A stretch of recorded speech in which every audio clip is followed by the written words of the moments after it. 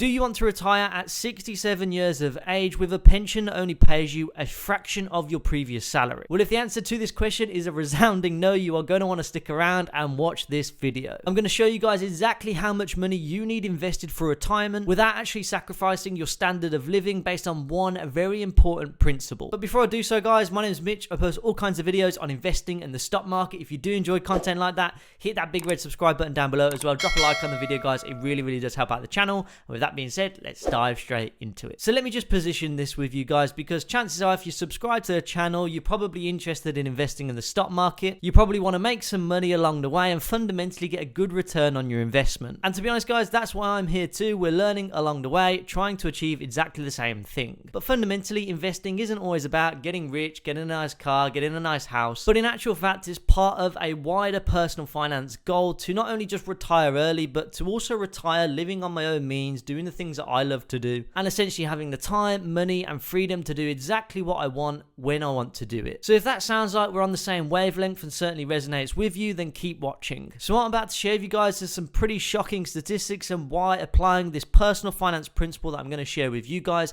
is really so important. So firstly, the Department of Working Pensions found that more than 1 in 5 single pensioners have actually no source of income other than that of the state pension and its benefits. The FCA revealed that 4 in every 10 pension pots accessed between 2018 and 2019 had a value of less than £10,000. The average retirement age in the UK was 65.3 years for men and 64.3 years for women. However, chances are by the time that we get to retirement, that age could be even higher. And finally, according to Scottish Widows, 17% of Brits are not saving at all for later life, with more than 1/5 of Brits saying that they don't think they'll ever be able to afford to retire. So that's a pretty sorry state of affairs, and you guys probably know by now that I am a big advocate for investing for your future, and that's because predominantly I don't want myself or any of you guys watching this video to fall into any of those statistics because you haven't been able to forward plan your financial future. So with that in mind, I want to break this video down into 3 core segments. The first one being the factors that are actually at play, so you guys know how much you need to retire with. The second one is how do you actually calculate how much money you need using the rule of 4%. The third one being what steps do you actually need to take in order to be able to achieve your desired retirement number.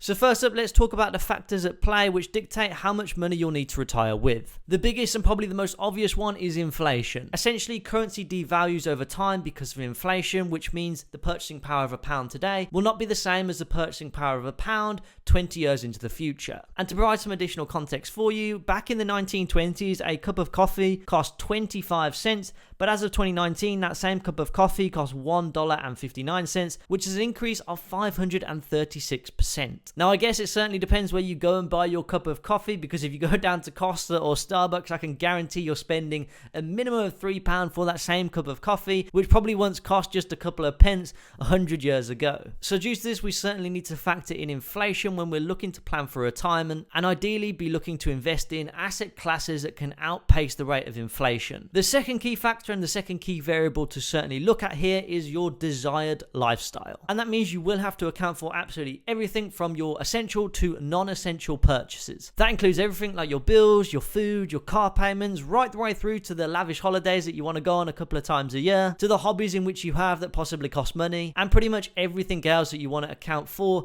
in order to live your life well. And this is a really important thing to consider because it will dictate how much you actually need invested in order to be able to afford that lifestyle. Which leads me on perfectly to the second segment of this video, which is how to actually calculate the numbers. Well, essentially what you guys need to do is actually add up all of those essential and non-essential expenses, get it into an annualized figure, and then adjust it for inflation. Because this is where I want to introduce you guys to the rule of 4%. And this rule was invented by a US financial advisor called Bill Bengen back in the early 1990s. Now, the rule of 4% assumes portfolio longevity of 30 years, a first withdrawal rate of 4%, followed by inflation-adjusted withdrawals in subsequent years should be safe. So from that statement in itself, we can then gather 3 key bits of information. The first one being we need to be looking long-term when we're looking at building an investment portfolio, 30 years or more, to really benefit from the power of compounded growth. The second one being that the 4% must account for our lifestyle expenses and be adjusted and slightly increased every single year for inflation. The third and the final thing of this rule assumes that your portfolio composition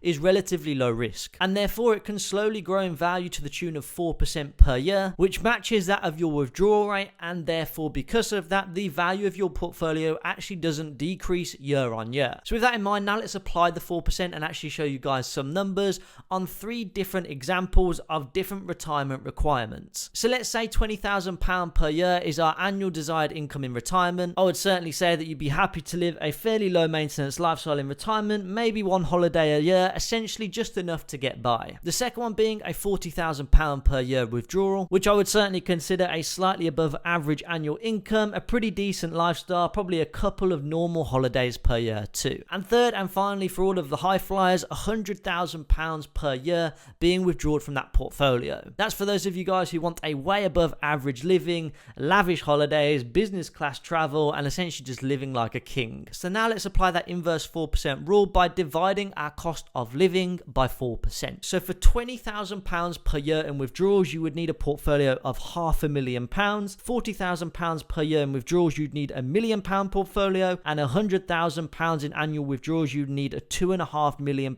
investment portfolio. Now those numbers may seem pretty overwhelming, certainly assuming that the average salary in the UK currently is only about £30,800 per year. The question most people probably have at this point is, how can you expect someone to actually generate an investment portfolio well into the 7 figures just to simply live off about 40 grand per year? Well, don't get me wrong guys, it's certainly going to be a challenge for most people, but it is certainly achievable. So that leads me on to the third segment of this video, where we're going to be talking about the steps in which you can actually take in order to achieve your desired investment figure. The first thing that I would say to you guys is start with the end in mind. Just because you've got the goal of having a £1 million investment portfolio to generate you £40,000 per year in retirement certainly doesn't mean that you have to save and invest £1 million out of your own back pocket, simply due to the power of compounded growth. So let's apply more of the numbers to it, because if you are a £40,000 per year earner and you want to maintain that standard of living during retirement on a very basic, simple level, the chances are your take-home pay after tax and national insurance right now is probably about £2,570 per month. So now let's say that you can actually save and invest 10% of that monthly take-home pay into your investment portfolio. So we're talking just £257 per month, which, to be honest guys, let's face it, most people probably earning £40,000 per year or more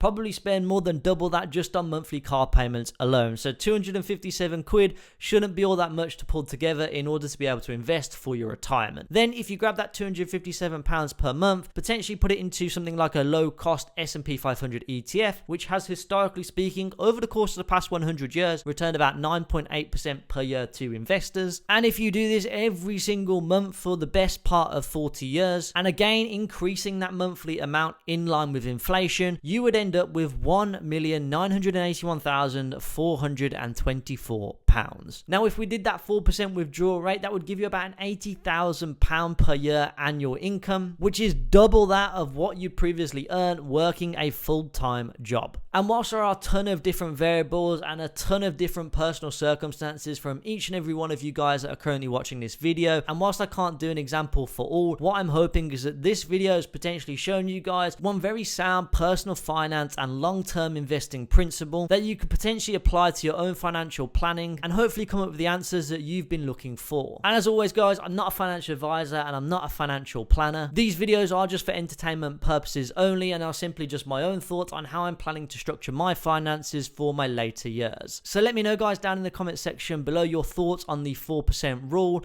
Let me know your goals for retirement too. And with that being said guys, if you took value from the video, be sure to drop a like on it, as well as subscribe to the channel if you're new around here. And with that being said, I'll see you over in the next video.